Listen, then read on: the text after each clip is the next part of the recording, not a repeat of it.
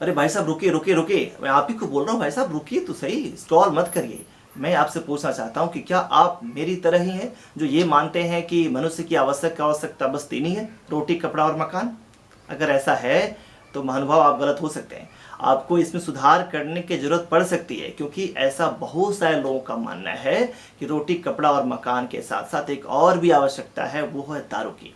जी हाँ, रोटी कपड़ा मकान मतलब खाना, पहनना, रहना और उसके साथ साथ पीना मतलब दारू पीना, ये भी एक आवश्यकता है।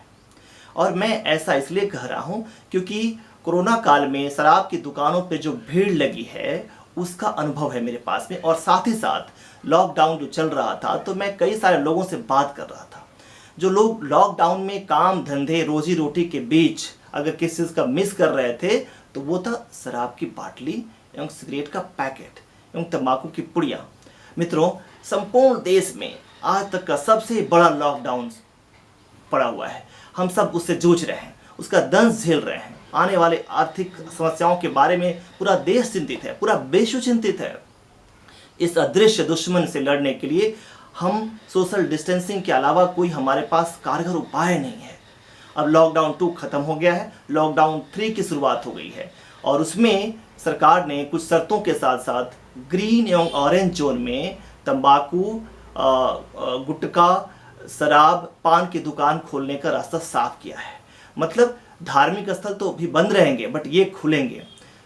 सच पूछे तो मुझे इस समय एक तुकबंदी करने की का मन हो रहा है कि जैसे कहे ना कि रामचंद्र कह गए सिया से, एक दिन कलयुग आएगा, देवालय सब बंद रहेंगे, मदिरालय खोला जाएगा। खैर, जैसे कि 1 मई की शाम गृह मंत्रालय के द्वारा लॉकडाउन की गाइडलाइन आई थी और इस गाइडलाइन से कुछ महानुभावों की बाँछें खिल गई थी।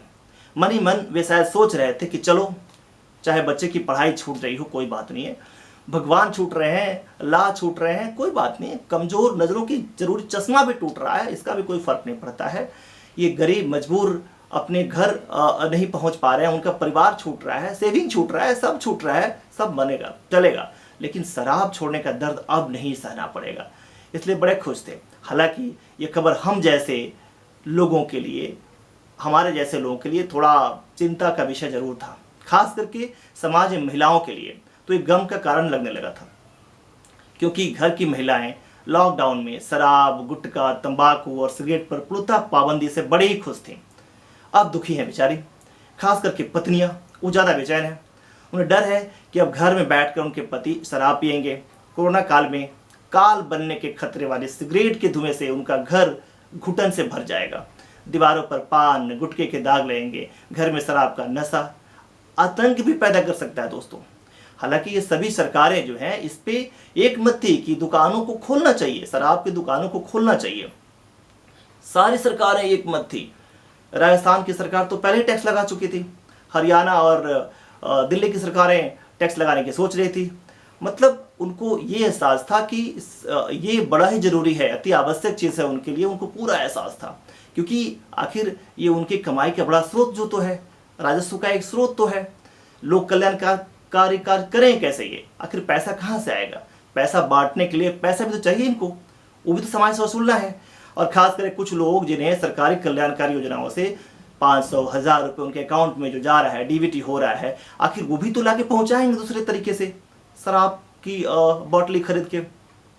और जहां बात रही सोशल डिस्टेंसिंग की, तो सरकारों ने शराबियों पे पूरा भरोसा जताया, पूरा उनकी बातों को समझा। उन्हें पता था कि देश के लोग भले ही वोट देने के लिए घर से ना निकलें, लाइनों में ना लगें, लाइन लगना उनको मंजूर नहीं हो। डिमोटाइजेशन जो हुआ था उसमें जो लाइन में खड़े थे लोग, तो आज भी उसकी शिकायत करते हैं, आजीवन ही करते रहेंगे। लेकिन शराब में लेने के लिए लाइन में खड़े होने पर उनको कभी बुरा नहीं मानेंगे दोस्त, बड़े ईमानदारी से इसका पालन करेंगे। ये सरकारों को पूरा विश्वास था। यहाँ तक कि पान गुटखा खाकर थूकना भी अगर होता है जैसा हम जानते हैं, बट उन्हें ये भी भूल गए कि आखिर वो थूकें कहाँ और क्या इसका क्या समाज पे क्या प्रभाव पड़ेगा।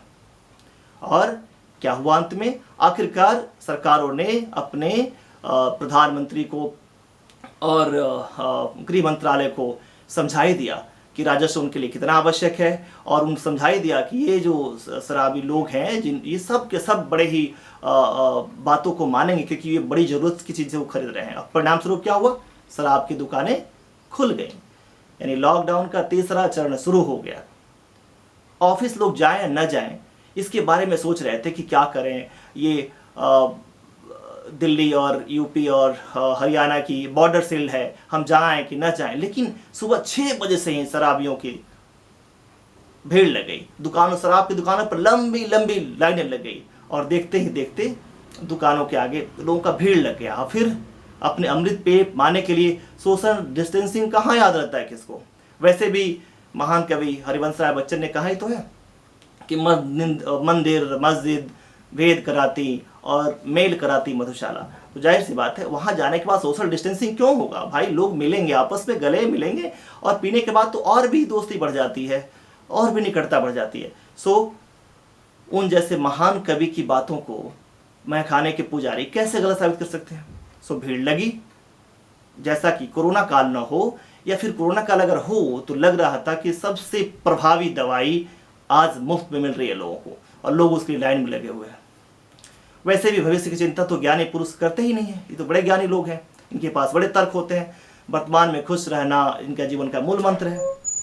अब मैं यही कहना चाहूँगा कि शराब, सरकार और ये सोशल डिस्टेंसिंग का ये परिदृश्य जो है ये दिखाता है कि हम कितने उत्तरदायित्व है, हमारा उत्तरदायित्व और कर्तव्य कहीं गुम होता हुआ दिख रहा है। हम राष्ट्र धर्म, राजधर्म और सारे धर्मों को भूल करके स्वयं सुखाय की तरफ सोचने लगे हैं। जानबूझकर देश को कोरोना काल में की गाल में ढकेल रहे हैं। क्या कहूँ, मैं यही समझता हूँ। इस पे तो मुझे एक यही बात याद आती है कि आग लगे हमारी झोपड़िया में और हम गाएं मल्हार। दोस्तों क्या बोला जाए। हालांकि मैं एक जरूर बात कहूँगा इनसे कि याद रखिए, जिएंगे ना तभी पिएंगे। चलिए मेरा नमस्कार स्वीकार कीजिए। Thank you very much, thank you.